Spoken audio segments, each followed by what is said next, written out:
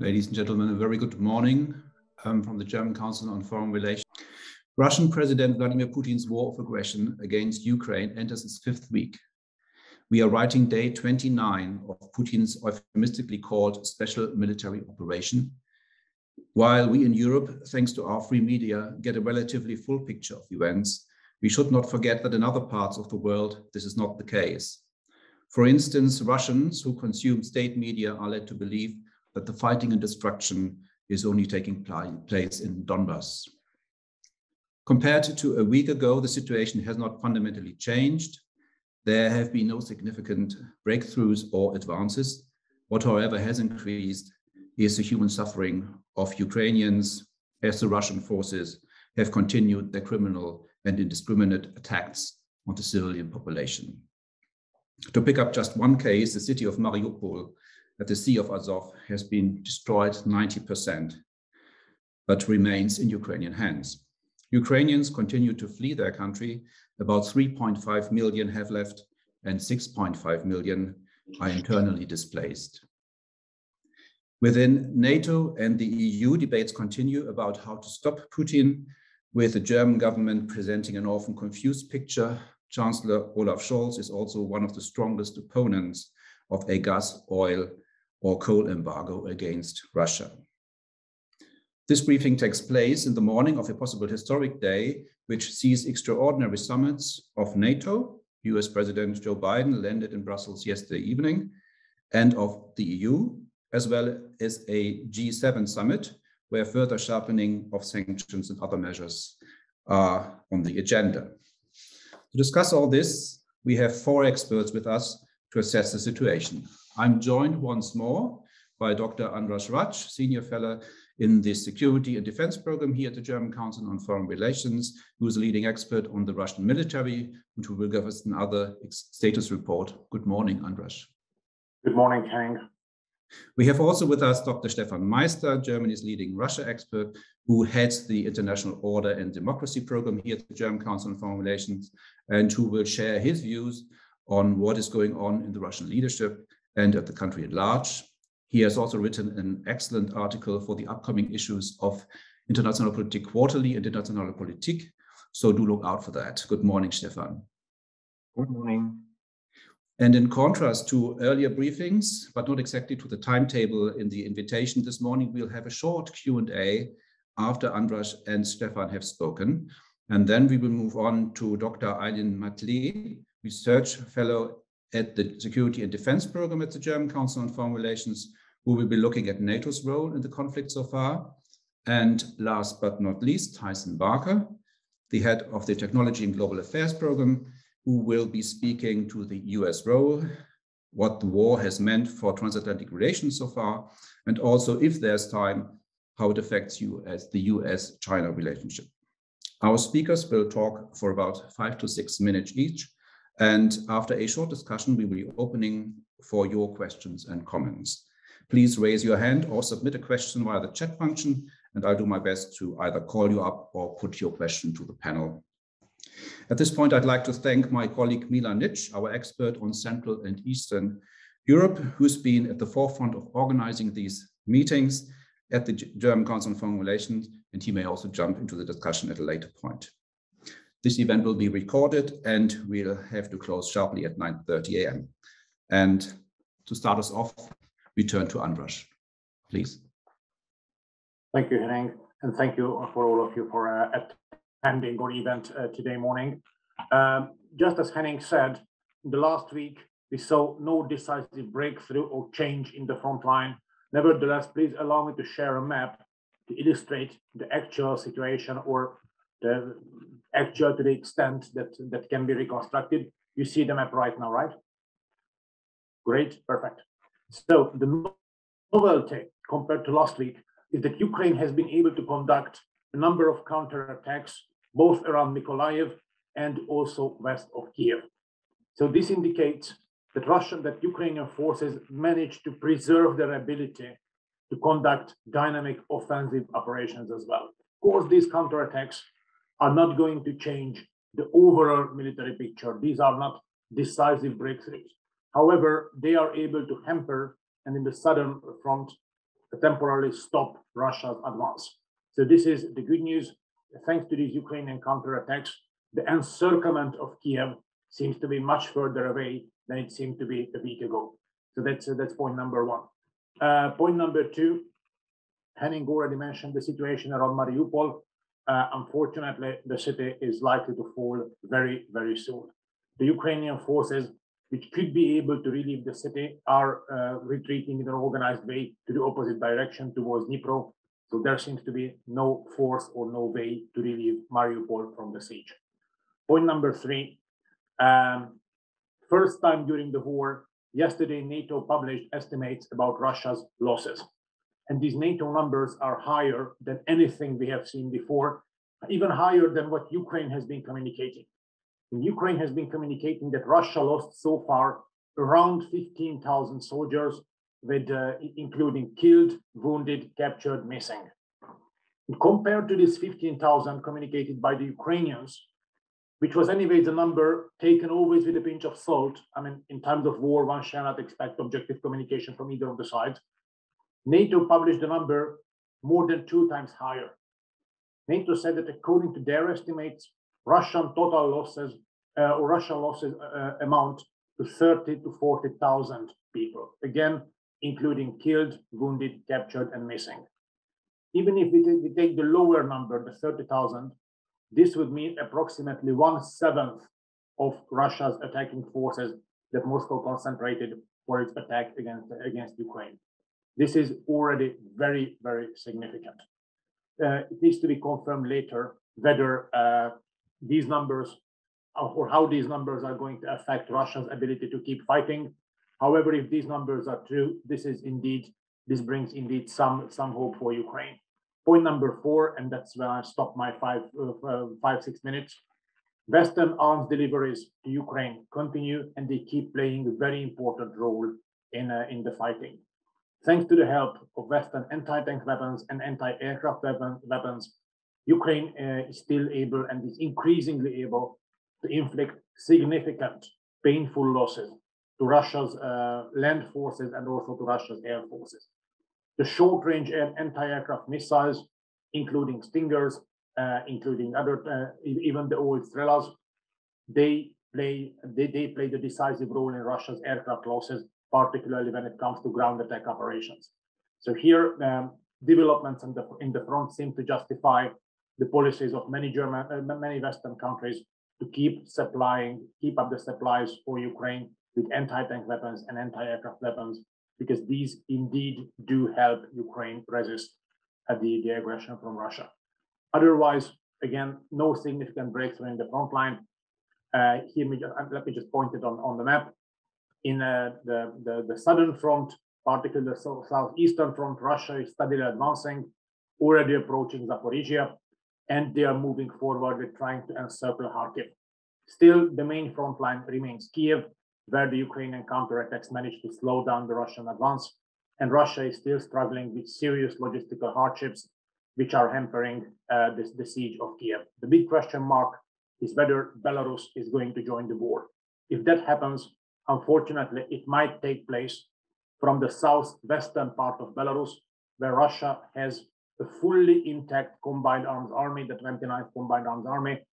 If that joins the fighting, supported by Belarus armed forces, that may lead to a thrust southwards towards Lutsk and Rivne, which would significantly hamper Ukraine's ability to keep up connections with the West, and also the possibilities of Ukrainians to escape the conflict towards Poland. We're going to see it quite soon whether Belarus is actually joining the war by sending fighting forces as well. So that's my short starting point, and thank you again for joining us today morning. Over. Thank you very much, András.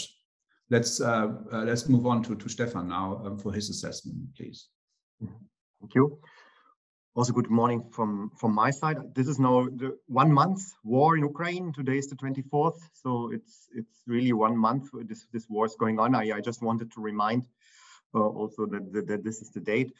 Just a couple of points. Despite the difficulties, and I think András has shown this, the difficulties to move forward militarily in Ukraine, Russia sticks to the goals of regime change, bringing Ukraine under control, and taking also Kiev as the ultimate goal. So I think there is not really a serious adaptation to its goals and strategies in a way, despite this huge losses. Yeah, that's my first point. This brutal war against civilians and civil infrastructure should break the will of Ukrainian side and make the Ukrainian leadership willing to make compromises. I think it has the opposite effect. I think there's really a strong motivation of defense on the Ukrainian side, and there's a lack of motivation on the Russian side. So there's really a threat also for the Russian army that more people try to leave this war, which makes no sense for them. So I talked also to some Russian colleagues yesterday. Also, what happens in those cities where people they recruit people and a lot of deaf people have returned, or they have the information that they returned. So many people just don't want to go to the army and don't want to go into this war. So I think that's also a trend we can see in Russia. The recent message by the Kremlin speaker that nuclear weapons are an option for the Kremlin, I think is a message to the West not to engage more in the war, not to send more air defense or other things, other weapons into this war. I think it is so flexible that the Kremlin can always find a reason why Russia is under threat and can use nuclear weapons. So it says nothing. Yeah, it just says, yeah, it's an option. But the flexibility also when Russia is under threat, and Russia is already under threat. Yeah, I think since years from their perspective, I think it is an option. At the same time, again, I discussed this yesterday also with some Russian colleagues. Putin is not a suicide person, so he wants to survive also as physically as a person. This is what people argue. So it makes no sense to do really the big war. Yeah, so I think it's more about tactical nuclear weapons at this point. Yeah, and I think that's maybe getting more likely when this stalemate also is staying. Both sides have different interpretations of negotiations. My impression is there is no will for compromise on the Russian side. Putin still wants Ukraine at any cost.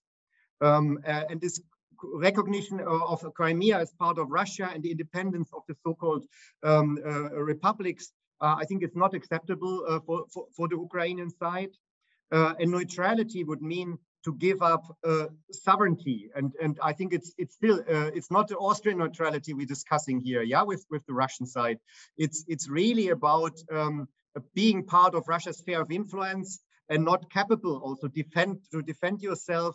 And I don't think that NATO or NATO members will give security guarantees for Ukraine. It's just, I think, unacceptable. Yeah, and I think what we will create now is that only those members in Europe of NATO are secure. This is the sphere of stability and security, and everything beyond NATO is not secure anymore in Europe. I think there is a possibility for further escalation. And I think that can include chemical weapons, and as I also said, tactical nuclear weapons. I think that's possible, and the more difficulties there are, the more Russian leadership is willing to use these kind of weapons. I think that's definitely a threat. Just 2 or 3 sentences on Russia itself. I think Russia is shifting to a totalitarian state. You can even say fascist state. So there are the definitions of a fascist state. I think Russia is fulfilling parts of these definitions. Putin wants to clear Russia from the 5th column of the West, which includes oligarchs, civil society, opposition. So I think it's now the next stage also of repression against every voice who is critical.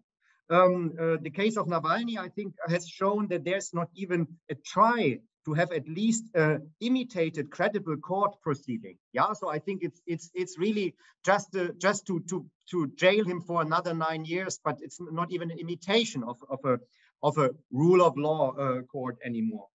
I'm skeptical about the split in the elite. I think there are some rumors with FSB officers or leaders who have been replaced. There might be some single people, but I don't think, and the sources are really very limited who are talking about these kind of splits. So I don't see here really that the security forces will or intelligence people will just that there's a kind of a split. I think Putin really has the security forces under control. He has really systematically built up to protect also the elite in the last year with the National Guard and also other forces. So I don't think that this is really coming soon. More than 70% of the Russians support Putin. Propaganda works with bigger parts of the society, and there's really a limited empathy with the Ukrainians. At the same time, nearly 250,000 Russians left Russia. So it's a huge wave of brain drain. These are the more progressive part, well-educated part. They are not agreeing with this war. A lot of IT people also leaving to, first of all, post-Soviet countries. I think this wave will go on. And we see closing step by step all Western social media in the Russian internet, and Runet is becoming Russian now, which makes it easier to control also the Russian internet and every communication in Russia. So I stop here. András. Thank you. The previous question about Belarus, the map published by Lukashenko is not about the partition of Ukraine. That map shows the operational areas of the various Russian formations. So it's not about the political settlement plan, it's a military operational plan, nothing else. Still, it tells a lot about operational security considerations, right? When it comes to a possible guerrilla war, indeed, yes. Guerrilla war has already been going on. The Ukrainian leadership called publicly population of the occupied territories to start attacking or disrupting particularly Russia's railway communication, point number one, and submit information on the movement of Russian supply convoys. Even if a civilian is unable to launch an attack because has no weapons and no training, might still have a cell phone. So can give the coordinates, let's say, of a fuel supply convoy. This has already been going on.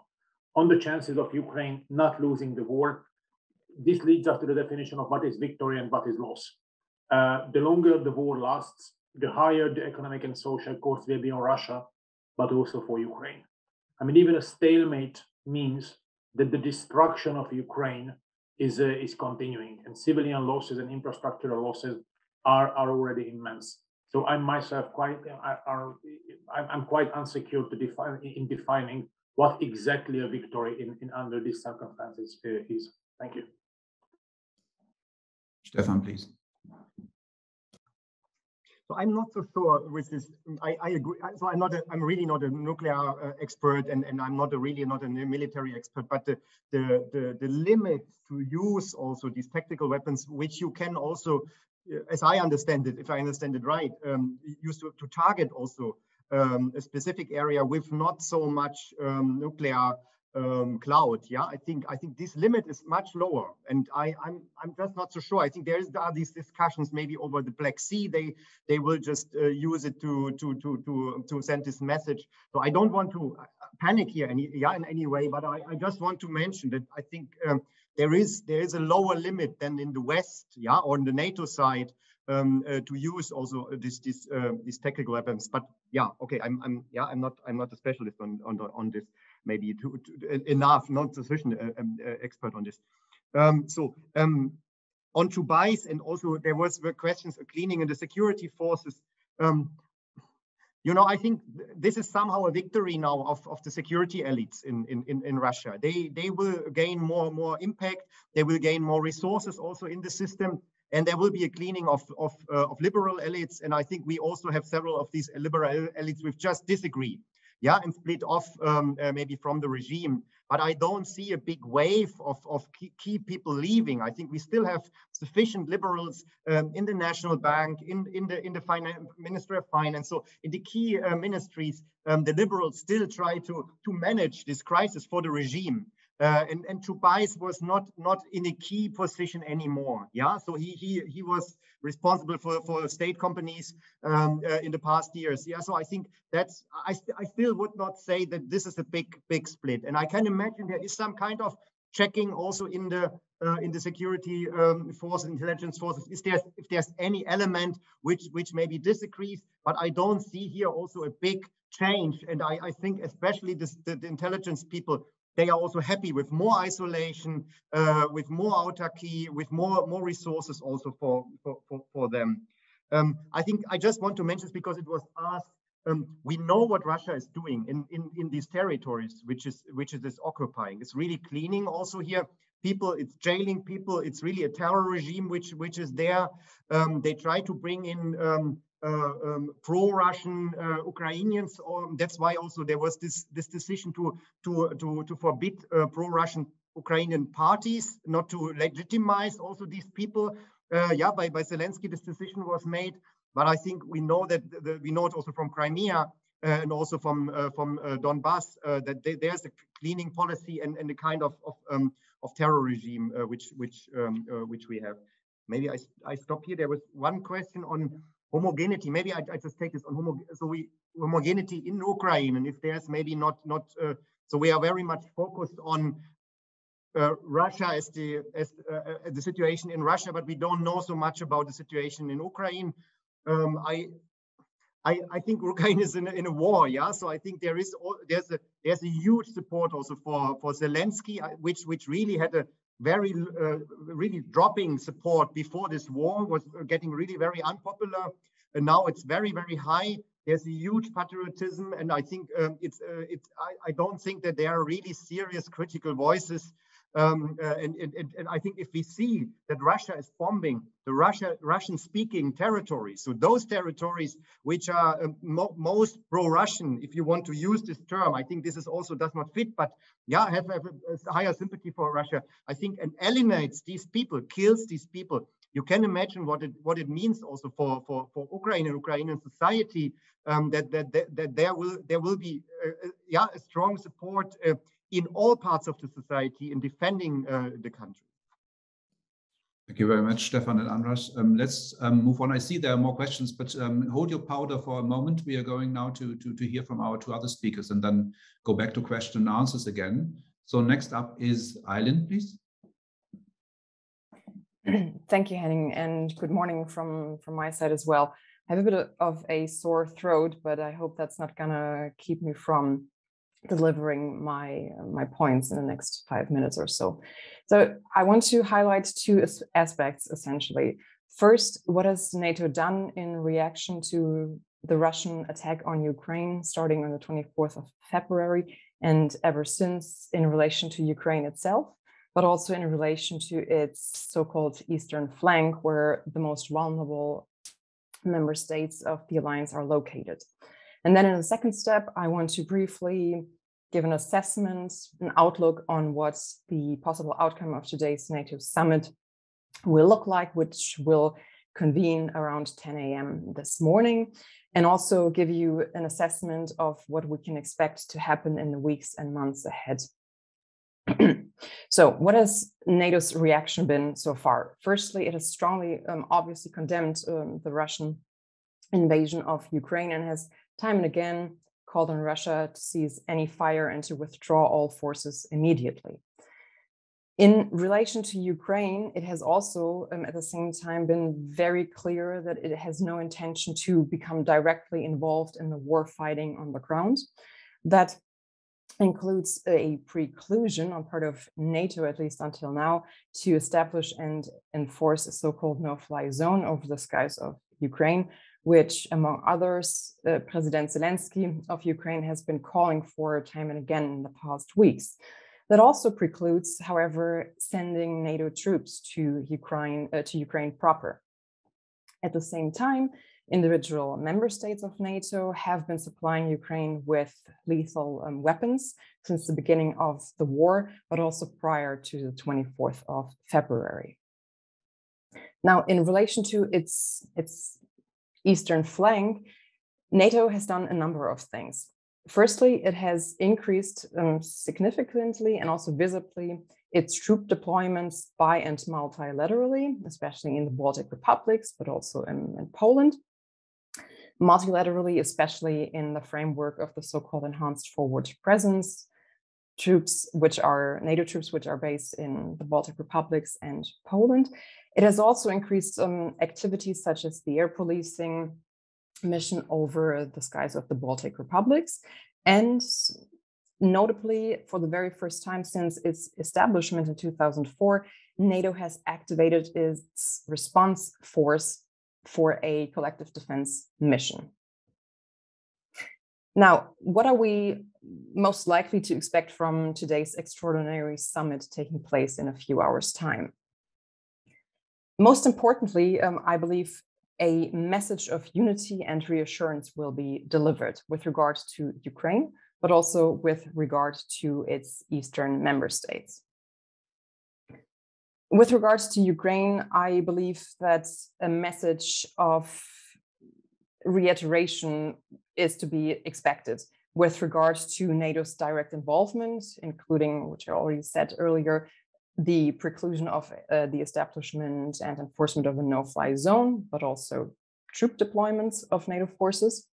However, as we've heard yesterday already by NATO's Secretary General Jens Stoltenberg, it is very likely that member states will agree on beefing up their humanitarian, but also military support to Ukraine, including cyber capabilities, but also most likely protective equipment against bio, nuclear, and chemical attacks, which especially the United States has been warning against for the past couple of weeks.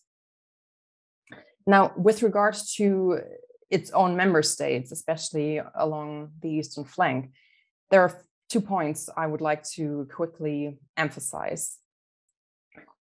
With regards to its midterm defense posture, and that is something that we've already heard yesterday by Jens Stoltenberg as well, it is expected that the alliance will agree to the deployment of 4 additional battalion-sized battle groups to be deployed to Slovakia, Romania, Hungary, and Bulgaria.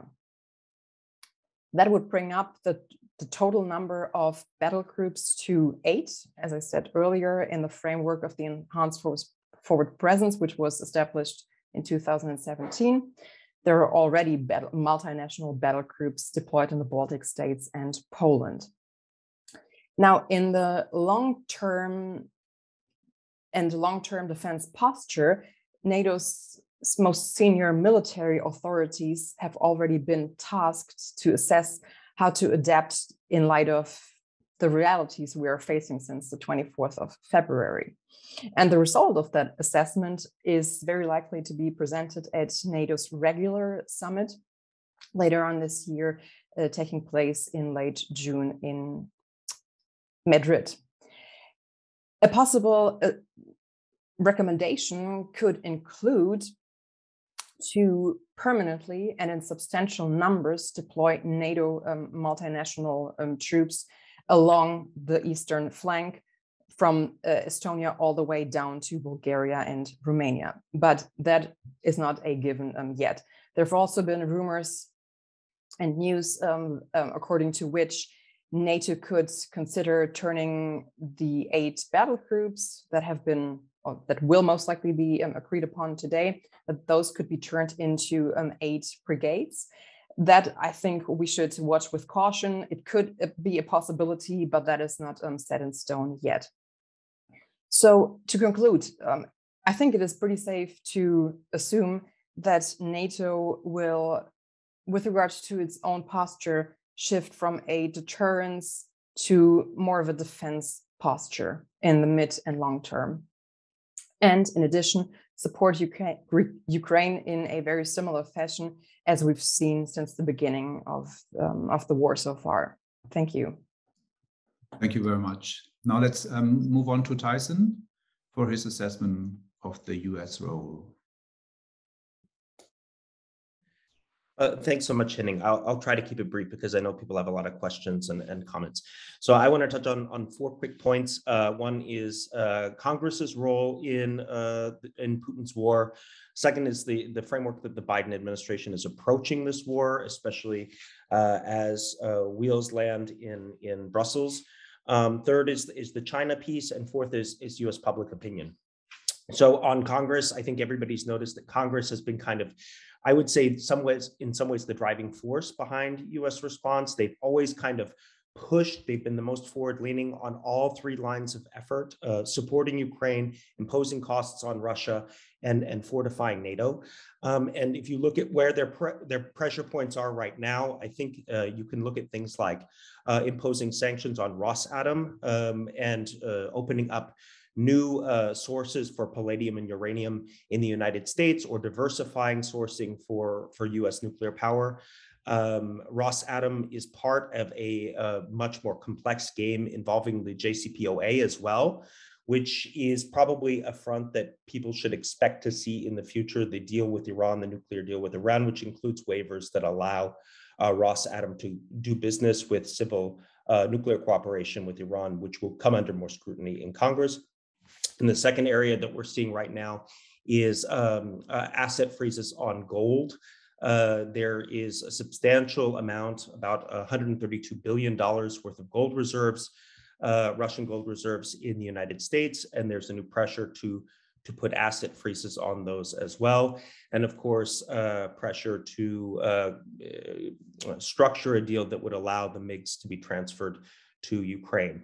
If you look at Zelensky's speech on March 16th, the administration, and this kind of goes into the second point, tried to anticipate some of the requests, tried to coordinate some of the requests that could be fulfilled in anticipation of congressional pressure, which is something that they've done at essentially every step of this escalating war, be it on a WTO and most favored nation status, be it on the issue of oil and gas in the United States, et cetera. So this anticipatory reactive posture of the administration is one we'll continue to see.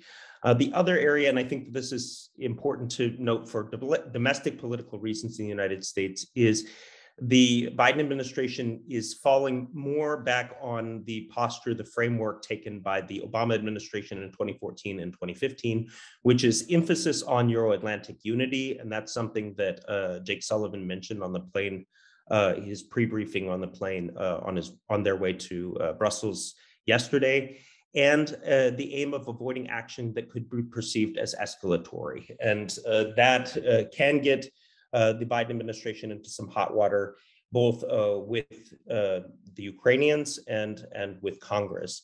I think that people are aware that there is more attention being paid to the potential for cyber attacks, particularly on US critical infrastructure, and Neuberger at the White House made this announcement on Tuesday that the US will be looking to harden its defenses of its own critical infrastructure and the potential use of chemical weapons. So those are some of the elements that are on the radar as Biden travels to Brussels, or arrives in Brussels today. On the China front, it's quite a delicate balancing act. I think people are aware that even as disinformation in the China internet tends to be pro-Russian, that China is complying more or less with all sanctions and is not backfilling a lot of the areas that are being cut off. I think the administration has an interest in preserving this kind of state of pro-Russian neutrality of China, or avoiding any kind of mental map that would cluster China and Russia together in a kind of what we've heard in the past, which I think is a little bit reductionist of a democracies versus authoritarians kind of global competition. You saw this to some extent in Biden's March 1st State of the Union address, where he basically said, you know, what is happening in Russia is kind of a frontline acute war. It's the front line in this crisis, but kind of downgraded the competition with China to a kind of geoeconomic and innovation competition. There was a call, obviously, on March 18th, where Biden and Xi discussed the issue of weapons transfers. There have been several discussions also with Jake Sullivan and the National Security Advisor in China.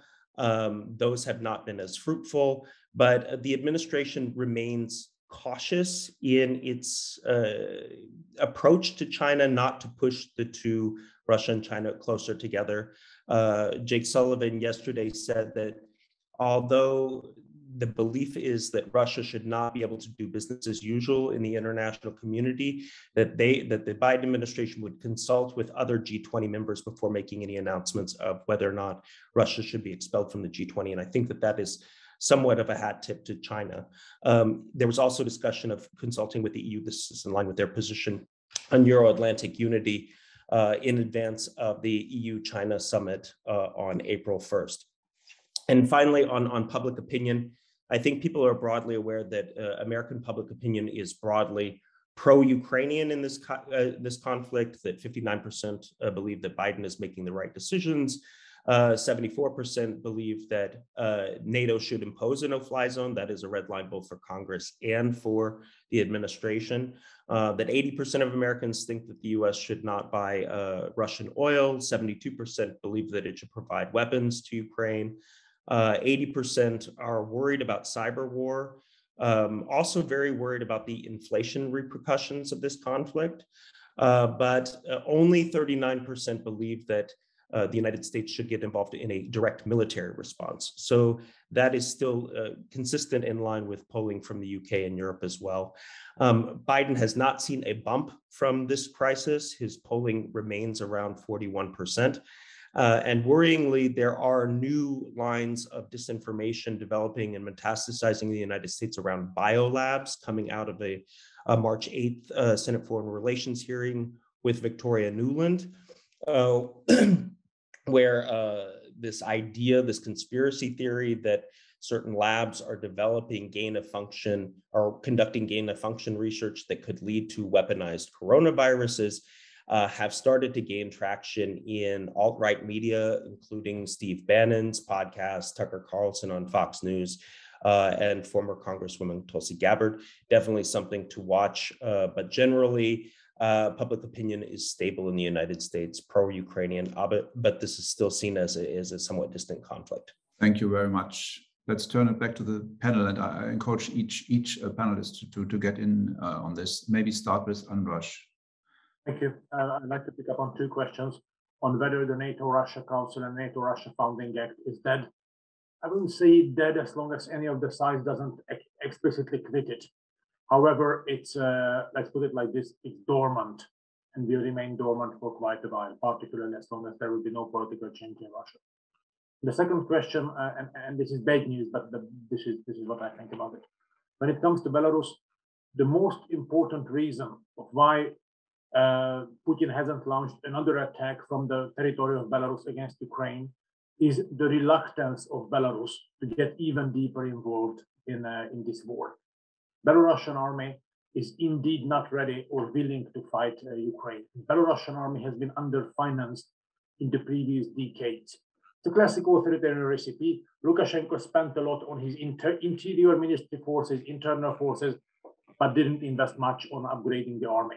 The maximum potential the Belarusian army would be able to deploy is 5 to 10 battalion tactical groups, not more. And this would not be decisive anyways. So one of the reasons why Lukashenko tries to stay out of the conflict, that it's very hard to define what exactly would Belarus gain from joining the conflict, even with offensive, with deploying troops to Ukraine. The benefit is just not visible. So except yes, they might get some extra loans from Russia, but Lukashenko is not sure whether this is actually worth ruining the relations with Ukraine forever. So the main reason why not another attack has taken place on the territory of Belarus so far as I know, is the reluctance of not only Lukashenko, but also the complete Belarusian security elites to actually get engaged even deeper. So the question is whether Putin will be able to push Belarus into such an adventure. If that happens, it will happen quite soon. Thank you. Thanks very much, András. Over to Stefan. Maybe also with sort of, some people say Belarus is no longer sort of independent anyway, but what András has said sort of suggests that Lukashenko retains some sort of leeway in sort of in how he sort of gauges his responses to the pressures he's under.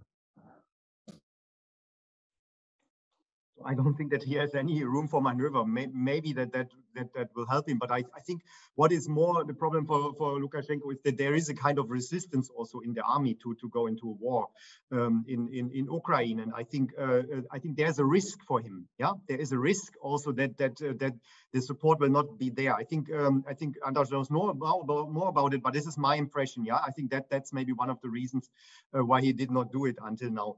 I think the NATO-Russia Founding Act is dead. I think it's not existing anymore. And I think we have a completely new security situation in Europe now. There will be only security with those countries, as I said, who are members of NATO, and beyond NATO, there will be no security anymore in Europe.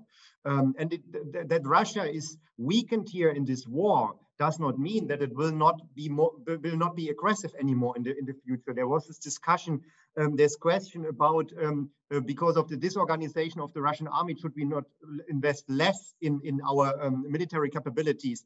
I think no. I think Russia is a revisionist power. It is still able to do quite a lot of. It has nuclear weapons and the chemical weapons, but it has still the ability also to attack Moldova, Georgia, maybe the Baltic states. So I think it's much more about territorial defense in which we have to invest. Also the way how I think András wrote this also in the chat. The way also we saw this attack. We did not expect a classical conventional war will come again. So I think that's very dangerous for the Baltic states and Poland, maybe. Yeah, and I think that needs really a complete different military planning, and that means also no NATO-Russia Founding Act anymore, and the agreements which were there. Then there was the question on energy payment and oil and gas embargo. Yes, I think for Germany it's very difficult. I think I talked yesterday also to the State Secretary in the Foreign Office. I think they really try their best at the moment. But I think in short term, Germany is just not able to replace oil and gas without damaging its own economy. And I think that's why it will still resist. If the situation will get worse and more brutal in Ukraine, the pressure might be so strong that on one point we might decide, that there will be an embargo on oil and gas, and summer is coming. Yeah, so I think that will also help. But I think if we see further growing energy prices, more refugees coming to Germany also and to other European countries, there can be also a ticking point when the support is decreasing also, yeah, for this. So I think German elites, but also Italy, Austria. So it's not only about Germany. I think are very careful also to keep the support in the society. Yeah, I think so. I'm not so sure. Yeah, if this will come at the moment, the message is clear. No, it's just too dangerous for our economy. Maybe I take 2 or 3 more questions from the chat, if this is okay for you, Henning. There was a question on the North Caucasus. A lot of casualties from Chechnya, but also from other North Caucasian republics. If this might destabilize Russia. Difficult to say. I think we see also Chechen fighters on both sides, on Ukrainian side fighting, and also on the Russian side.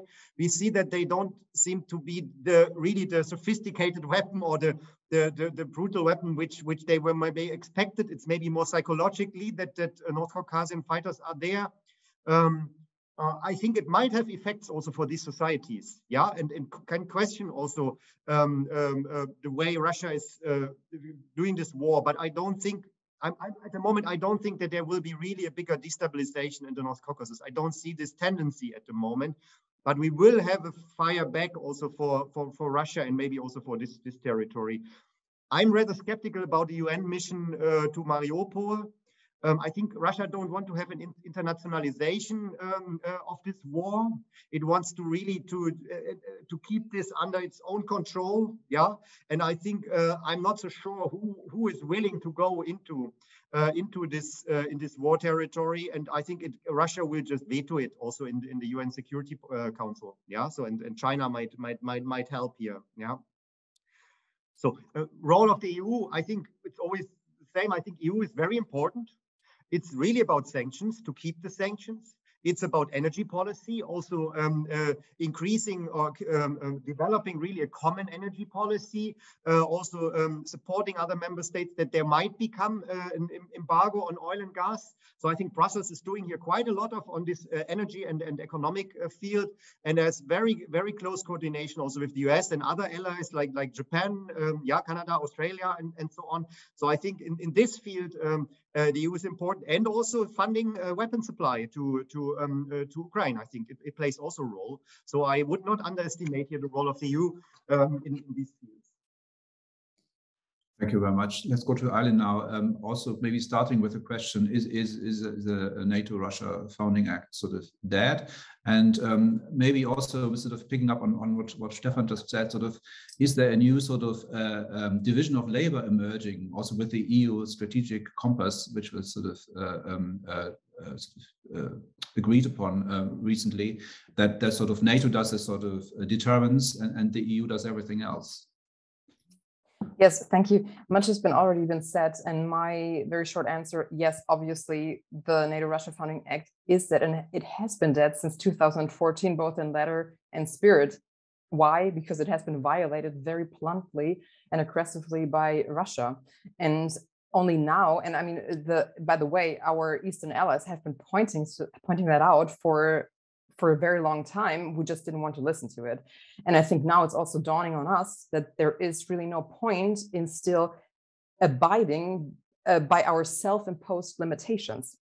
We should also remember that it was NATO who without any direct pressure from Russia, agreed to self-impose a limitation on the troop deployments in our back then new NATO member states. So all in all, and also Secretary General Jens Stoltenberg, in a very blunt fashion, unusually blunt fashion in my mind, has pointed to that when he said the NATO-Russia Founding Act doesn't work anymore. And I'm pretty sure he wouldn't have been able to say that had he not the backing of the member states. I'm not saying that we will necessarily see an official nullification by NATO. However, I'm pretty confident in my assessment that NATO members will not feel obliged by the content of the limitations set in the document any longer.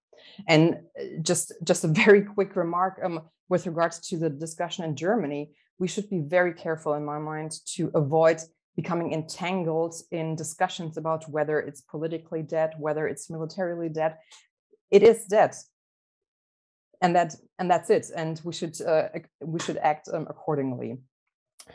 To your question, Henning, about a possible division of labor emerging, possibly. I mean, I've only had a brief look at the EU's strategic compass yet. I mean, most notably, in my mind, is the wish, which has already been put out there last year, is the establishment of a EU battle group comprising about 5,000 troops.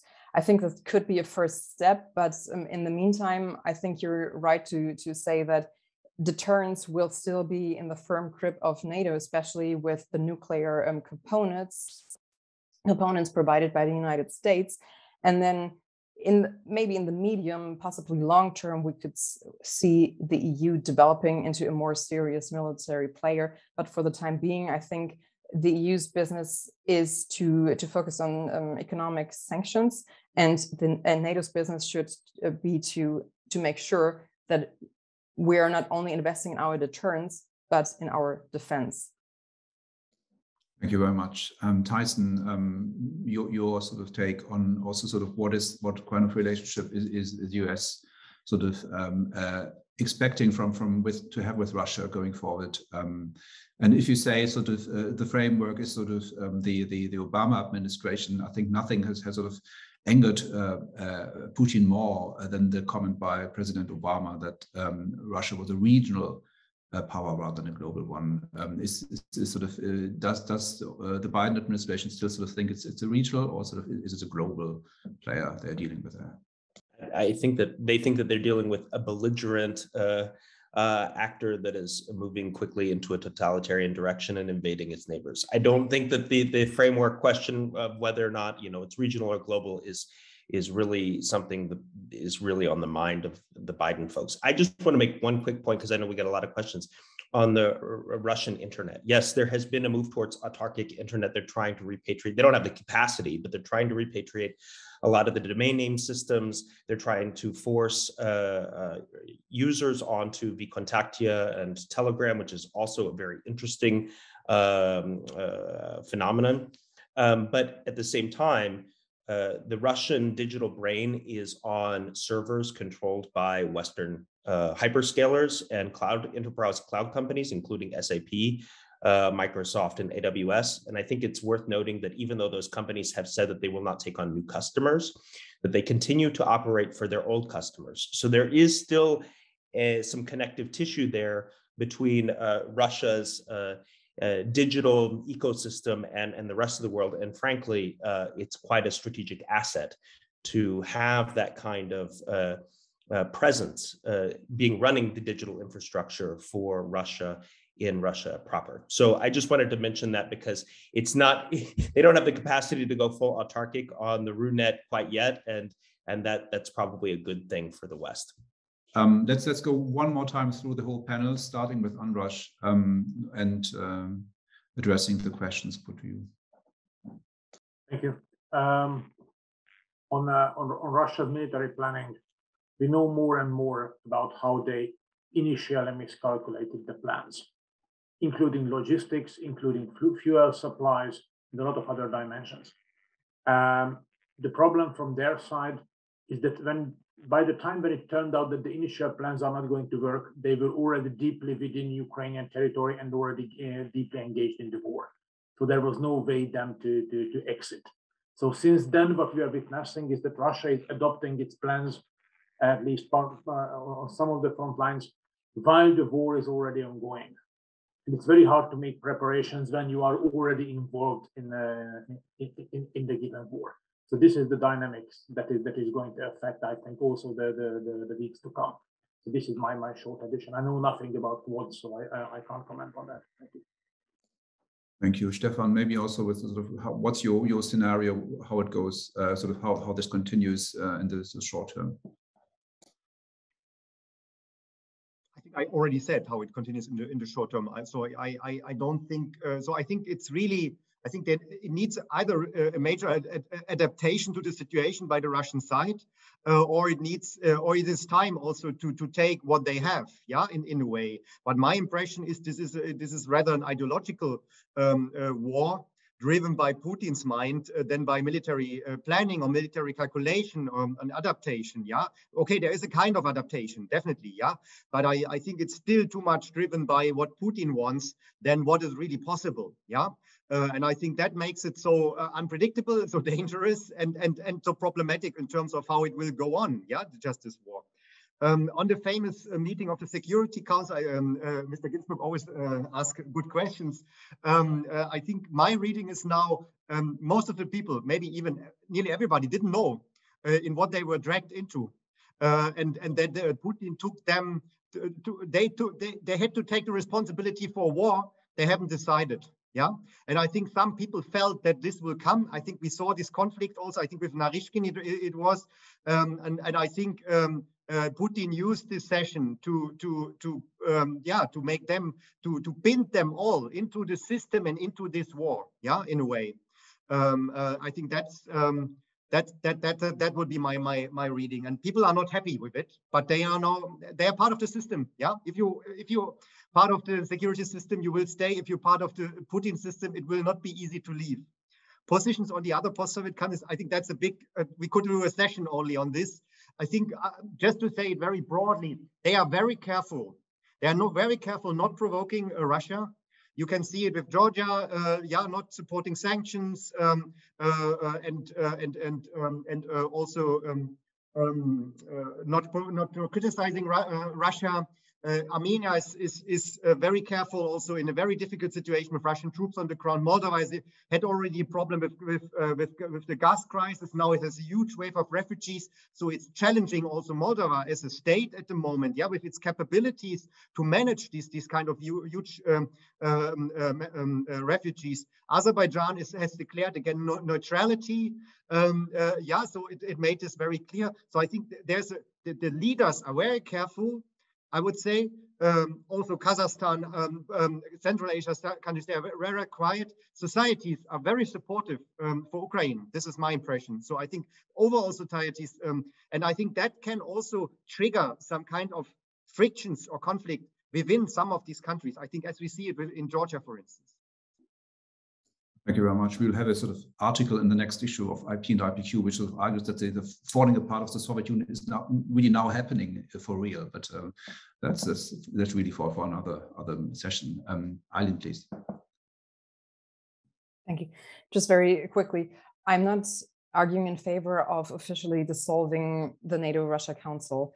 That's not my point. My point is that as long as Putin is in power, I don't see any realistic scenarios in which NATO would agree to return to that table with Mr. Putin. But obviously and hopefully very soon there will be a time after. So I agree that, as I said earlier, the obligation or the self-imposed limitations we agree to should be scrapped, but that doesn't mean that we cannot sort of resort to the council at some point in the future.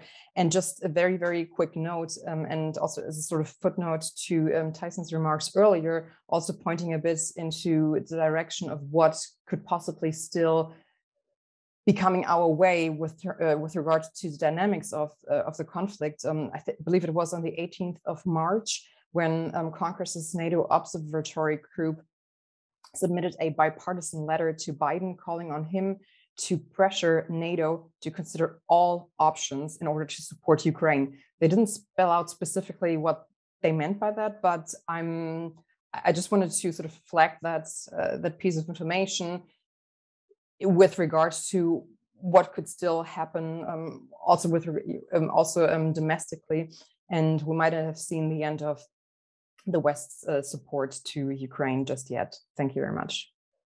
Thanks a lot. And Tyson, final words. Maybe you can address the Quad question if you like. Yeah, I'm happy to do the Quad question. So the Quad, as Rolf Mikko said, is alive and kicking. I mean, the truth is the Biden administration has set up its diplomatic and security architecture to focus on the Indo-Pacific, and they are really trying to move to make that the central theater of the US's international identity. This crisis, this war, has been a jolt that has caused a big reorientation back towards the Euro-Atlantic. But there's still a lot of infrastructure in place to make sure that the Quad is still a central piece of that new architecture that they're trying to build. And there are a lot of people who are deeply invested in seeing it succeed. The only thing I would say is that the Quad is really about the Indo-Pacific and not about a kind of global, let's say a global arrangement, because there are, especially with India, concerns when you talk about their relationship, their bilateral relationship with Russia, that could complicate things. So this is really a security and economic arrangement partnership in the Indo-Pacific for the Indo-Pacific, and I think that this will continue to be developed.